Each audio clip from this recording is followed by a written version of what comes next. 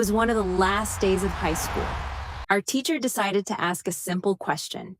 What's something you believed as a kid that turned out to be completely wrong?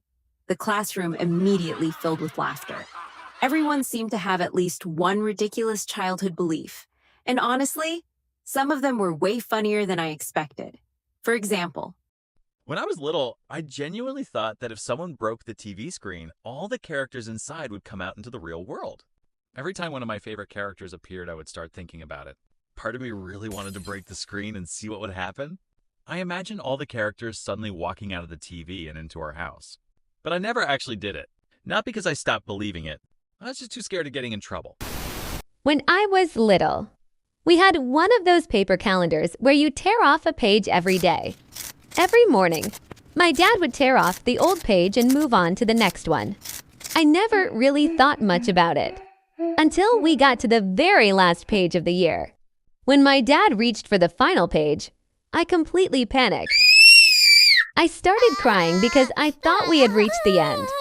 Not the end of the year, the end of everything. In my mind, once that last page was gone, there were no more days left. I genuinely thought the world was about to end.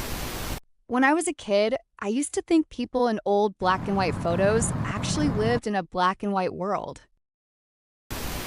When I was a kid, I thought if I swallowed a fruit seed and then drank water, a tree would start growing inside my stomach. Every time it happened, I'd panic and think, great, now I've watered it too. When I was a kid, I thought my dad had actually lived during the time of the dinosaurs. Every night before bed, he would tell me stories about dinosaurs. And he knew so many details that I started thinking, wait, how does he know all this? So in my head, there were only two possibilities. Either he had met dinosaurs, or he was secretly a dinosaur himself. When I was a kid, I genuinely thought my family's life was being broadcast on TV. I thought people were sitting at home watching us every day. So every morning, I'd wake up and make sure I was wearing my nicest clothes. Because what if the camera suddenly focused on me? I didn't want to look boring on television. And whenever I walked into a room, I'd try to act a little more interesting.